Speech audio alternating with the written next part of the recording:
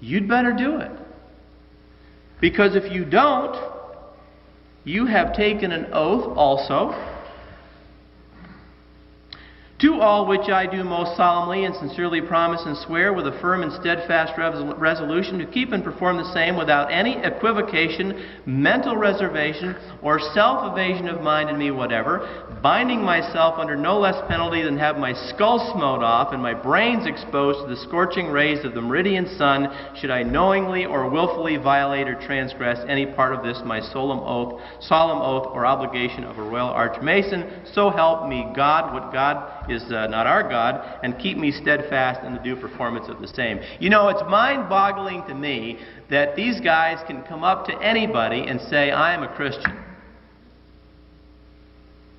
How can you promise to lie? How can you promise to protect another individual, whether he's lying, whether he's cheated, whether he's treasonous?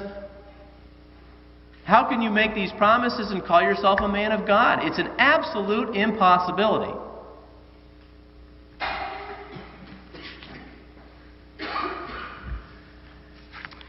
And in the Royal Arch degree, what is promised is that you will bring in under you all of those who also are members of the lodge. So what happens here is, and this is what has happened to this country, the country was founded as a Masonic republic. Everyone who came into government for 200 years has been a Mason. If you look at the architectural scheme of Washington, D.C., which I'll show you later, it's laid out all in Masonic symbolism. For all of David Barton's wonderful tape on what a great Christian country we are, he's missed the complete boat. The ship went out and left him on shore. And someone told me recently the man won't even discuss Masonry. You can't talk about this country without bringing up Freemasonry. I used to say, you can't talk about politics unless you talk about the Council on Foreign Relations. Forget the Council on Foreign Relations. The Council on Foreign Relations is the hierarchy of international Freemasonry. That's all it is. CFR came out of the Royal International Institute, formed by who? Cecil Rhodes. Cecil Rhodes was a Mason. And if you track this thing back, I'll tell you where you end up. Gnosticism. Let's go back to year 300. What have you got? Arianism, yes? Those of you that remember that kind of stuff? Arianism. You know the story of Athanasius? Now, where does the church come into all of this? Why is this church a problem? This church is a problem, the Roman Catholic Church, specifically because it's mystical. It tries to influence people. It promotes structure and order. It has a priesthood.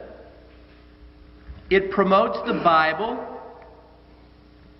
It promotes a true reading of biblical history.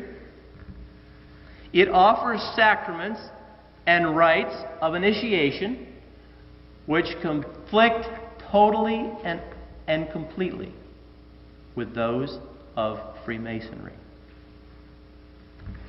The Catholic Church, I'm sorry to have to enlighten some of my Protestant friends, is the complete antithesis of Freemasonry. Now, being that that is so, and I'll prove that more to you a little bit later because I'll read it right from their own words,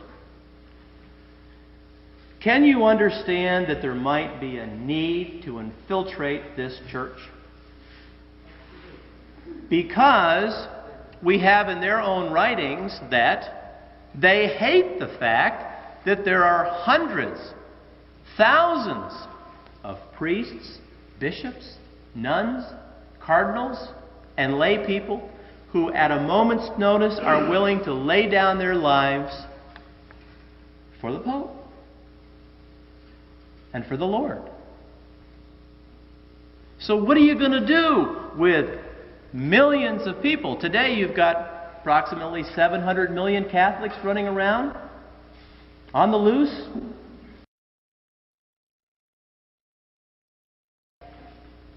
That is a very, very, very powerful force of people, 700 million people. Well, a man named Bernard Fay told us that the church has been infiltrated by Freemasons for a long time. In 1723, the Constitutions of the Freemasons, says Fay, spoke of the Brotherhood as having its own Catholic religion. By the way, another aside, when a Freemason named Calles, C-A-L-L-E-S, took over the Catholic Church in Mexico, he thereafter, in a Spanish name, called his church, which he had taken over, the Catholic Church of Mexico. You think the Mexicans know that? No. So when they see the Catholic Church doing crazy things, do they realize that Calles has now put all of his own people in as priests and brothers and cardinals, a la the KGB did in the Soviet Union, in the Greek Orthodox Church? Toward the middle of the 18th century, says Fay, Europe basked in the light of a thriving Freemasonry. Masons were to be found everywhere. Fay says great numbers of them were to be found in the French lodges of the 18th century. He says there was no organized opposition on the part of the French church against Freemasonry. From 1778 to 1790, French Freemasonry could be detected everywhere. In the Parliament, in the army, in the monasteries, in the schools were found members of the lodges, and the clergy, he said, did not remain behind. In Fee Camp, there was a lodge entirely composed of monks, get this, Brother Michael, of the nearby Benedictine monastery. We've got to keep our eye on you guys. The Lodge des Neuf Sœurs, 9 sisters, numbered 13 priests amongst its brethren, and 27 other lodges had priests, get this, as worshipful masters.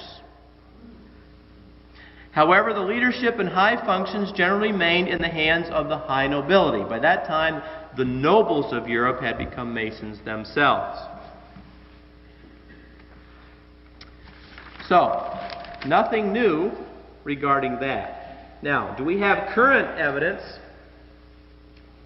that a similar thing has happened today? Yes, we do.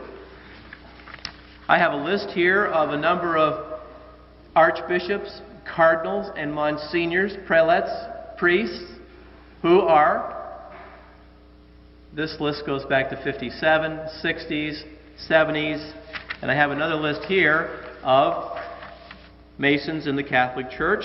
I won't give the names, but let's go through some of the positions. These aren't low-level working agricultural positions, you know. Secretary of State, Prefect of the Sacred Congregation of Public Affairs. Member of the Pontifical Commission for the Revision of Canon Law. Secretary of State to Paul VI. Vicar General of the Diocese of Rome. Controller of all the clergy in the city. Member of the Sacred Congregation of Sacraments and of Divine Worship. Prefect of the Sacred Congregation of Bishops. Prelate of Honor and Secretary to Paul VI. After being excommunicated for heresy, this individual was reinstated by Cardinal Vio, who was the Secretary of State to Paul VI, and who was a member of the OTO, which was Aleister Crowley's secret society. Prefect of the Congregation for Catholic Education. You wonder why they're teaching sex ed in the Catholic schools? This is why.